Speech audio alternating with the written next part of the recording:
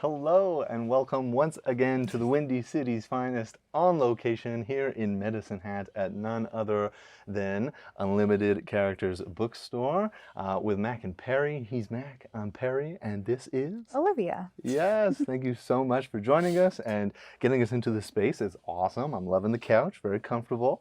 And yeah, I'm super excited to dive into our first segment with you. But just to give our folks out there a little bit of an overview of what you do, although we'll dive into it in the next segment, what is it you do? What's your artistic discipline? For sure, I'm an author, so I write young adult fantasy novels. I've also delved in poetry and other types of writing in that creative medium, but predominantly I write young adult fantasy novels. That's amazing. Yeah. And you work part-time here at the bookstore? I do work part-time here at the bookstore, That's so awesome. I cannot wait to hear more about that in the next segment. But in this one, we're just going to do our icebreaker games, get to know you a little bit. And yeah, we'll start with our good old trivia, on-location trivia. The stakes have never been lower. But yeah, I'll go first. So my first question for you, Olivia, is Medicine Hat is located along which river? A, Milk River, B, the South Saskatchewan River, C, the Old Man River, or D, the Bow River? That's B, South Saskatchewan River. You got it. Yeah. Nice, nice, awesome. I'll throw it to you if you want to read the first question that Mac has prepared for me. We'll see how well I know him. I don't have a very good streak. But what's the first question? Well, in art school, what class did Mac take that he was surprisingly good at? A, Introduction to Italian Opera, B, Live Model Charcoal Drawing, C, Improvisational Theater, or D, Contemporary Dance? There was a wide range of things there. I'm gonna use my knowledge of Mac currently, and I'm gonna go with improvisation. No, it's B, Live Model Charcoal Drawing. Oh my gosh, I did not know that. Oh my gosh, okay. Different. I mean, good for you. Yeah, that's awesome. That's awesome. We'll move on to our next little mini game here. It's this or that. We'll take turns picking stuff out and just kind of get a quick sense of what your preferences are. I'll let you do the honors, pick the first one out, and just give it a good old read. All right. Urban or rural? Urban. Urban? Yeah, not a rural girl. No. What makes it, why is that? Has that always been the case? It's always been the case. I've never been super outdoorsy, and I think writing is definitely something where you're sitting inside most of the time. So I think it's just my preference. Yeah. Right on. Super fair. I think for myself, like, I grew up in the UK, so I think I would also go urban. I just like being close to things. But that being said, there is something about like rural that is attracting. Like I don't know. It's nice to just stare sometimes out into the vast prairie. I wouldn't say nothingness because there's actually a lot there when you learn about it. But I would also say urban. So, yeah. Awesome. I'll pick the next one for us here. Let's go with this one.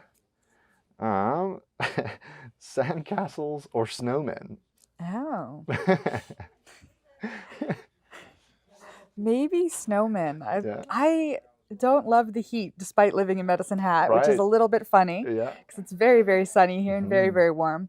But I do love the snow and I love being outside in the winter. So I think I'm going to go with snowmen. Nice. Yeah.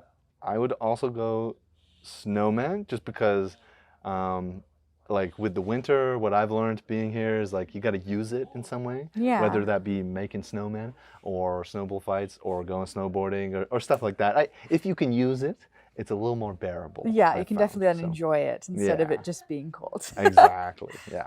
Awesome, we'll jump on to our next game. Sounds good. Have you played Tumbling Towers before? Yes, I have. Okay, great. Just to recap for myself at least, can't touch the first 3 rows, and I'll let you do the honors. Okay. Yeah, and we'll see which number we get. Okay. Nice, you're testing them out. Oh, yeah. You're an advanced player, I can see. Yeah, I don't want to knock it over right away. That'd be embarrassing. 32. 32. What's your favorite comfort food? My favorite comfort food? Anything pasta. I'll have any pasta. Mac and cheese, fettuccine Alfredo. If I need a comfort food, I'm going for pasta every time. Pasta. Yeah. That is a good bet. That is a good bet. I think for myself, there's something about nachos. Oh, yeah, and just, absolutely. I don't know, all the little ingredients and just the hands-on nature of it. So I would go with nachos, Nachos. probably. It's a good choice. If you want to place it on top, and then I'll pick out the next one. It's only ever fallen once, and it was Mac. And Of I'm course. going to bring that up every single time now. Oh, wow. 54. Wow. Let's see. Going to the next 54. page. Yeah. It's intense. Oh, this is a good question. What's one act of kindness we should all do more of? I think just complimenting a stranger. I love doing that, and I love seeing people smile or making them laugh. So I think just going out of your way to, if you see something on somebody or about them that you like, just pointing it out and mentioning it doesn't take any money or anything like that. It just takes a moment of kindness, really, truly. Yeah. So and you never compliment know a stranger. Yeah. And you never know what the effect of that might be. Yeah, they might be having a bad day, and that might be the thing that propels them through the rest of the day with a little bit more happiness and joy. So yeah. That's awesome. That's so sweet. I think one act of kindness I think people should do more of, maybe. Oh, that's such a good one. It's like a classic go-to. I don't know why this is coming to mind, but with hitchhikers, maybe if you feel comfortable, I'm like staring at Mac. Maybe, I don't know, have a conversation with a stranger. We'll pivot us slightly. Yeah. We'll go, have conversations with strangers. Okay, I'll throw it back to you. You can pick the next one. All right. Nice. Ooh. 49. 49, a lot of high numbers. I won't do the awkward thing I did last time. I'll just flip the piece of paper this time. Yeah, perfect. What's a trend you missed out on? Or we can go with a trend that you were like on top of. On top of. Yeah. I'm going to be honest. I don't really pay attention to trends. Yeah. I've never been one of those people that cares much about them. I think I'm more focused on doing like what I'm going to do and what works for me. So I don't think there's been one I've missed out on. Yeah. And if I have, I'm usually glad because sometimes they come back to haunt you, I think. Right. Yeah. Yes. Super fair. I had two. I'm not super big on trends, but I know there's like this trope of like everybody in their whatever age group starts a podcast. Yeah. And I would fall into that group. So you'd start it, fair enough. Maybe that's a trend that I have. I've yet to start a podcast. Maybe I got to get on that. I don't know. Maybe. Yeah. Awesome. I think that is all the time we have for this segment. Sounds good. It's been wonderful getting to know you a little bit. Absolutely. Yeah, this has been the Windy City's finest on location here at the Unlimited Characters Bookstore with Mac and Perry. He's Mac. I'm Perry. And this has been Olivia. We'll be right back. Welcome to the Windy City's finest on location here at Unlimited Characters Bookstore. I'm Mac. He's Perry, and this is Olivia. Yeah, so I really enjoyed the first segment with Perry, learning about you as a person and him mostly knowing about me. Yeah, it was good. It's always fun. But we are here to talk about your writing and learn about you as a writer. And so that's why you're sitting here with me to talk about that. Tell me about your writing. For sure. So I'm a young adult fantasy writer. I started writing kind of seriously about 3 years ago. And right now I'm writing a trilogy. So 3 books, and I'm working on the 3rd one right now. That's ambitious. Yeah. Yeah. Okay. So that's that genre. What interested you in writing in that genre? In young adult. Yeah. So it's always been my favorite to read. Actually, growing up, I really didn't like reading. Okay. And when I was 14, I read the Hunger Games trilogy, and there was something about it that I was like, oh my gosh, this is so gripping and so interesting, and I didn't know writing could feel like that. And I felt so far like young adult has always been the genre that kind of has that nostalgic feeling for me. So I've always loved to read it and loved to write it, and I still continue to read. Even though I'm 26, I still continue to read a lot of young adult to this day. I like to say that it doesn't really have an age cap. So. Yeah, no, of course. Yeah, I think, especially if you're writing within that genre, I feel like absolutely you need to also read in it as well. Like, yeah, that makes sense.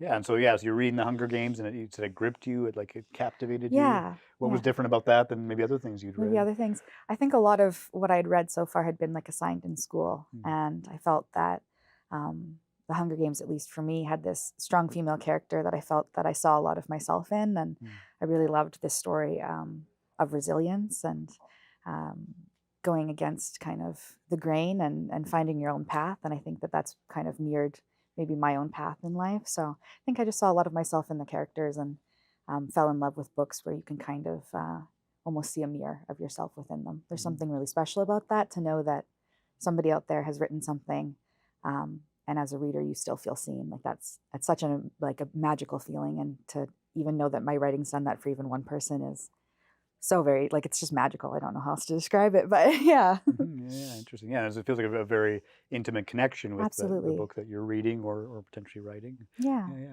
Yeah. And then so you kind of had that moment where it's like, all right, I just devoured this book, and I think there's other ones too. I haven't read the Hunger Games, but for the sequels of those, I'm sure you read those probably a lot. And but then there's like kind of this shift where maybe now you've started to write on yourself. What was that like? So honestly, I thought if I ever published anything, it would be poetry, because I started writing poetry when I was 11, and I found that it was my way of making sense of my feelings and the world, and all the complicated mess of growing up. And eventually, as I got older, I kind of shifted into writing long form fiction. But The Daughter of Fire and Fury, my first book, was the first time I wrote an entire novel start to finish. So it was definitely an ambitious first project, but it was one of those things where everything just came together in the right way. Like it just hit me with this idea, and I knew I had to write it. And I think I got really lucky that it all came together the way that it did. So nice. Yeah. Was there kind of an initial kind of light bulb spark that went off for Absolutely, yeah. So I something happened in my personal life, and I was angry. And I had never been so angry before, and I thought, there is a story in this feeling. And it was something I really wanted to expand on and explore, was female rage and the feeling of female rage. And I think it's so important to show, especially teenage girls, that you're allowed to be angry. I think often as women, we're kind of told that you can be anything but angry. You can be sad, you can be happy, but you want to be something more digestible than angry and letting people know that you're angry. So that was something really important to me to write about. So yeah. So it was a bit of a way for you to express that, but also give other readers a license to do that. Yeah, absolutely. It was something that I just wanted to explore in the confines of myself and in the confines of society, and was something that I felt quite passionate about. And it turned out to be this really great story within this feeling. Absolutely. Oh, that's great. Yeah. I'm really curious. You said like this, your first book was like the first novel that you'd written. Yeah. I'm just curious, like the process, because you were writing poetry. That feels like, I don't know a lot about writing, but that feels like a very different medium. It is. Yeah, it is. Yeah. Well, I guess what's like, maybe what made you want to do a full novel versus maybe like short stories or something? Yeah. Well, I had started reading again quite a bit during the pandemic, and I was devouring young adult fantasy books again. And I don't know, I think I could do this. I think I want to do this. Like, I love these stories so much that I want to be creating them. So it was just my falling back in love with reading, I think, was what preceded the shift and change in my writing. Yeah. More Hunger Games, or were there other books? Definitely other books. I really love like The Cruel Prince by Holly Black. A Court of Thorns and Roses by Sarah J. Maas was a big one. The Shatter Me series by Tahira Mafi. There's so many. I mean, there's so many great books out there, but those ones are definitely ones that I think inspired and influenced me to start writing fantasy on my own. So nice. Yeah. And what was that process like? Now you decided, okay, I'm going to have this idea. I want to write this novel. When you first started, what was that For like? sure. Well, I've always been the kind of person that when I put my mind to something, I'm going to do it. And I knew that it was a little bit crazy to go, I've never written a book before, but I'm going to dedicate all my time to writing this story. So I remember I just called my friends and I said, I'm going to write a book. And again, you'd think maybe they'd be like, oh no, that's crazy. But I have great friends. So they were like, oh, you absolutely can do this. So I just started. I started every single day. I would go to the library and I would write from like anywhere to 3 to 12 hours a day. And I just stuck with it and kept that momentum going until I had a full story. I wrote the entire first draft of all 3 novels in 3 months. It was just like this explosion of creativity, and it was a very surreal feeling. And I'm very lucky again that it all went the way that it did. But and now there's 2 of them is out. Like, it's crazy. Yeah. It's like that was going to be another question I had too, because there are 3 in it's a trilogy. How that process worked. I guess it sounds like you kind of had them all, like all 3 kind of ideas at the start, right? Well, I didn't want to put one out and then have something in the second book that I wanted to be different and not be able to go back and change it. So it was important to me that I had the basic structure and the basic understanding of all 3 novels before I published any of them, so that if I needed to go back and make changes, that wasn't going to be an issue. So I'm very glad now that I did it that way. It just left me with a lot more creative freedom, I think. So Yeah, I have many questions about this because it's all new to me. Yeah, so like within that trilogy, so did you kind of have a sense of like, okay, this fits kind of in the first one, the second one, the third Yeah. one? I think I knew what I wanted the first one to be, and I'm very much a writer who does not plan. I just start and I go and I come back after and I structure it. But I had an idea of the characters. I had a very strong feeling of what the characters are going to be and who they are.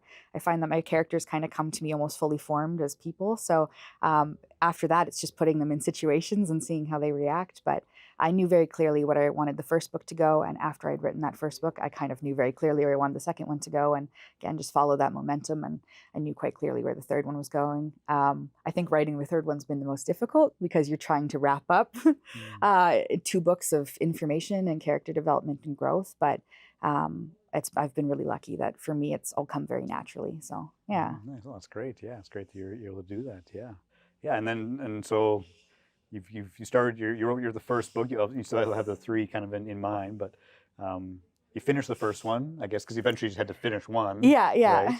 Right? And yeah, then you're publishing it, right? Absolutely. Yeah. What was yeah. that process like? Wait, now you have this manuscript, I guess they call them. It's like I've Absolutely. never read a book in my life. Yeah, we definitely call them a What's manuscript. a book? Yeah. So you have this manuscript, and so yeah, what was that like? You started putting out to publishers, or what happened? So you have a couple options once you have a completed manuscript. You can go and query traditional publishers, but you query an agent. You hope you get picked up by an agent. Your agent then queries your novel to publishers. And this is a very, very long process. Most people never get an agent, and if you do, it usually takes years. And then after that, it takes years to pitch to traditional publishers. And I knew I had something that I could sell right now that was a genre that was really popular and a storyline that was really popular. So I'm not a patient person like that. So I knew that I wanted to self-publish, and I knew that I had something that I wanted it to be out faster than that. So I started researching self-publishing and just went over what options would feel best for me. And I think the first big thing that I did was hire an editor because I knew that I wanted to be competing with traditionally published books. And to do that, you need a quality of a project that is up to par with traditionally published books. So I got myself a really good editor and then a formatter and cover and designer and all of the things, and taught myself how to get my book onto those platforms. And after that, it was pretty much done. Yeah, pretty much published. So yeah, yeah. I'm curious about that. I'm very curious because again, not knowing much about the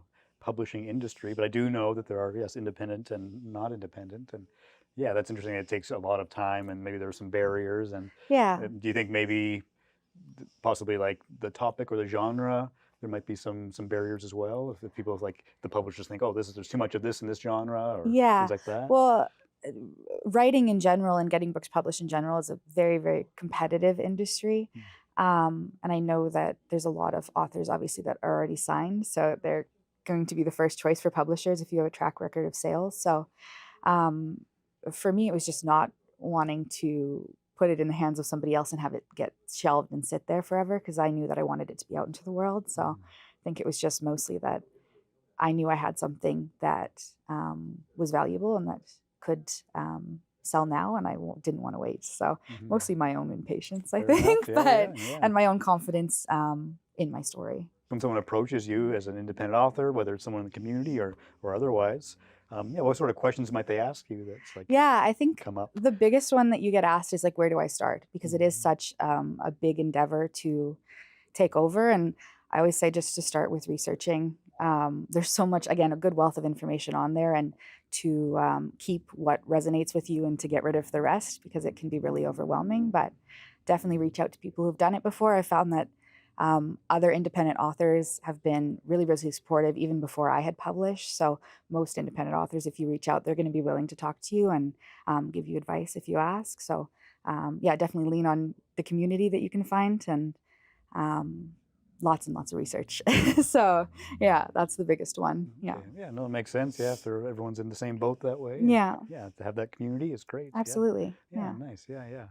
And I know like even on the other side of things, like on your website, you said that like as an independent author, like your readers are everything. They are. Yeah. Tell me about that.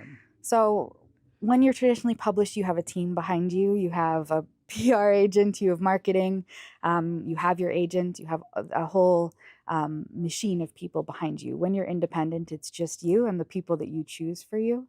So there is no me without my readers. If people aren't buying my book and reading my book and talking to people about my book, there is no career for me. So my readers are everything. They're the entire base of my career and my creative journey. And I've been so lucky that I've had such a supportive readership, and people have continued to show up for me. And every time that somebody talks about my book to their friend, like that furthers my career and my creative journey, allows me to do what I love. So I've just been so lucky with the amount of support that I've received, and I know that that's not always the case. So I try to never take that for granted. Absolutely. So yeah. Nice. Oh, that's great. Yeah. And you mentioned, that young girl that's met you and was touched by your book.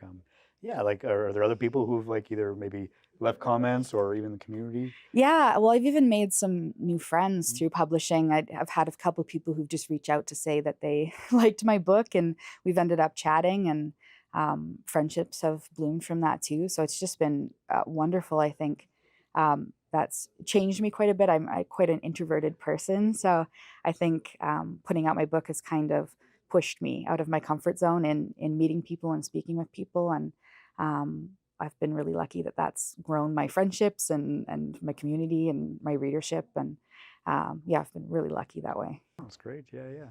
And I'm just asking more technical questions. I don't know why, No, but that's okay. I'm just curious. Maybe I'm going to self-publish my own book.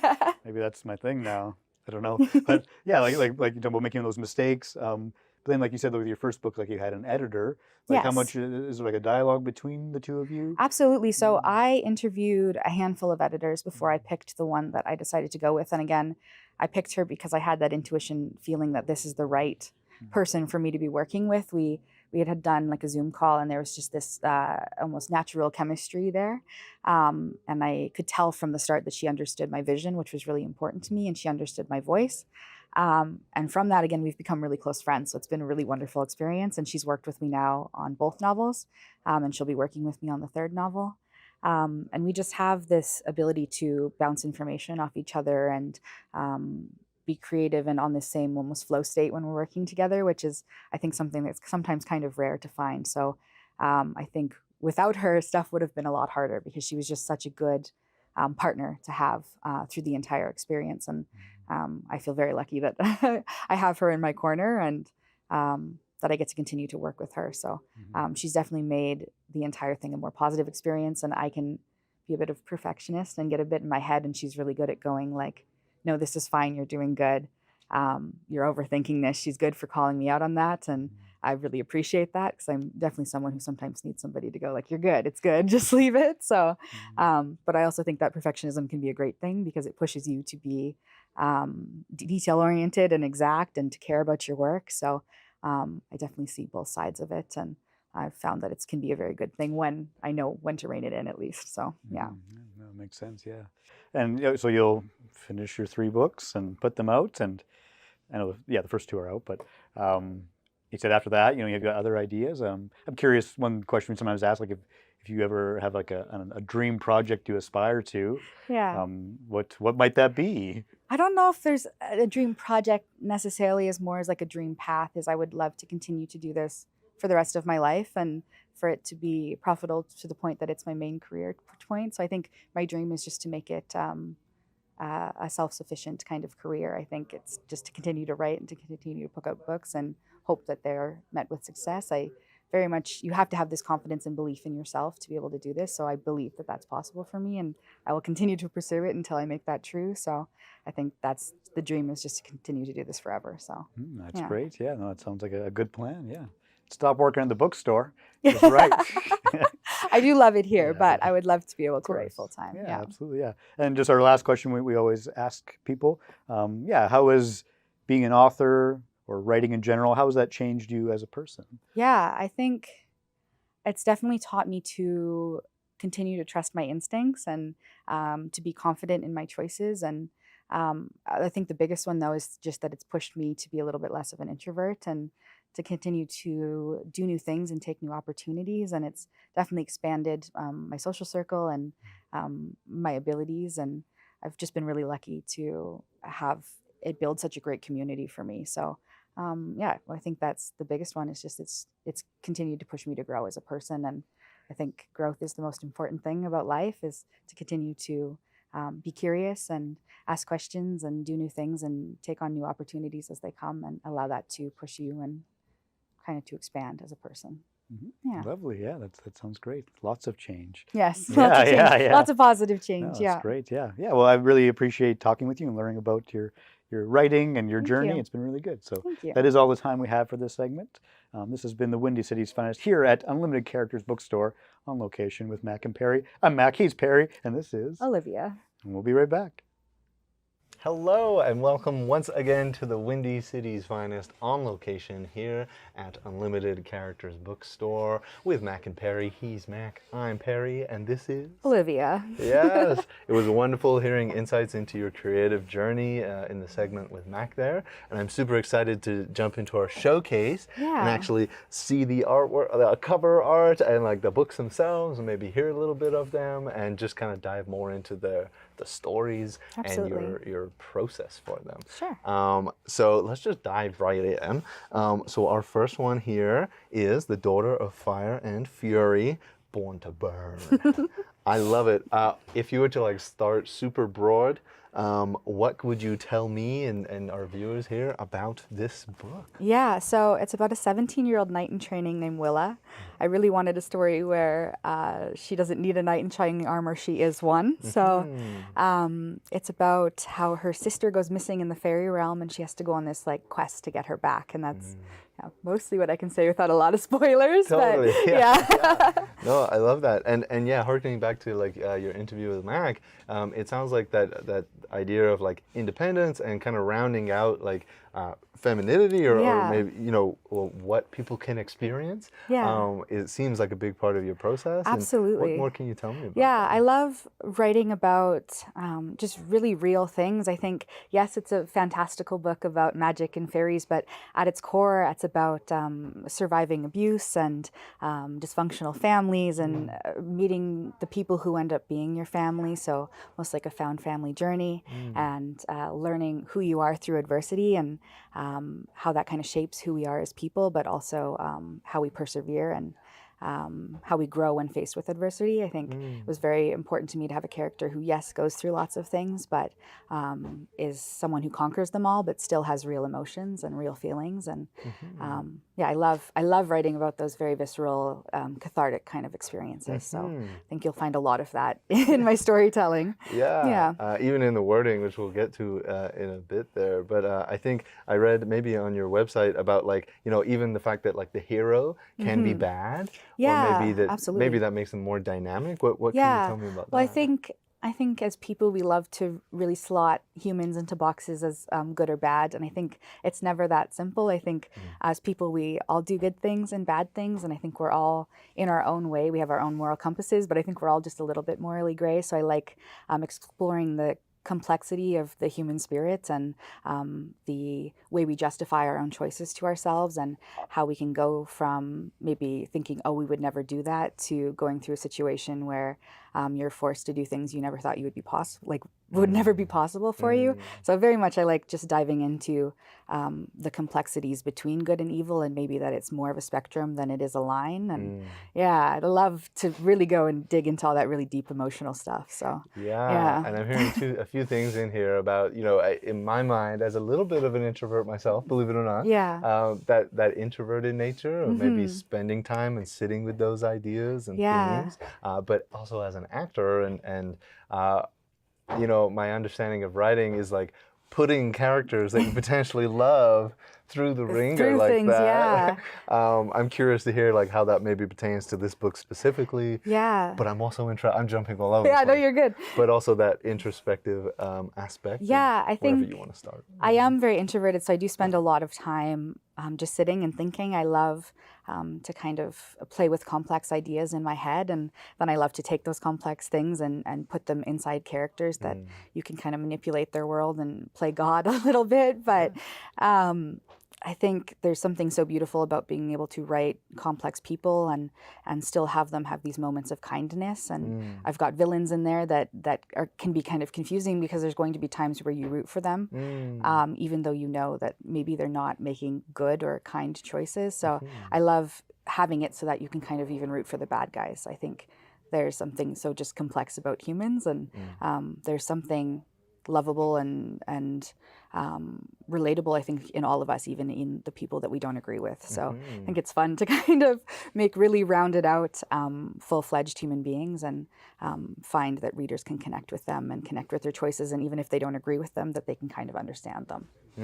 Yeah. That's awesome. That's awesome. And then I also, unless you have more to add on that, No, you're I'm good. super curious about the artwork, and Yeah. you mentioned that is kind of a part of the process that you were involved in. Yeah. What can you tell me about that? So with traditional publishing, you don't get a lot of a say in what your cover looks like. Right. And that was something I wasn't super interested in. I very much wanted to say in what my cover looked like. So I knew from the start that I wanted it to be very textology based. I don't love when covers have like people's faces and stuff on them.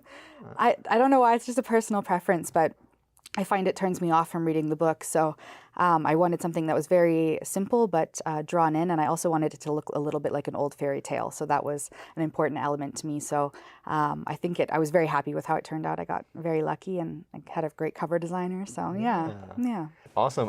I'm going to flip to the page that we used this makeshift bookmark for. And I'm just going to read the first bit here, the pressure in my chest. Sure, go ahead. We'll just hear a little bit and dive into it and see where it goes. So this is chapter 22.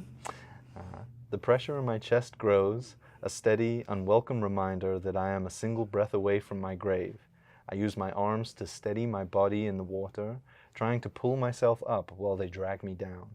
I whip my head around, searching for an advantage as my body goes numb from the cold. Yeah. She's fighting some creatures here. Yeah. But I really love, obviously, very direct and very clear language.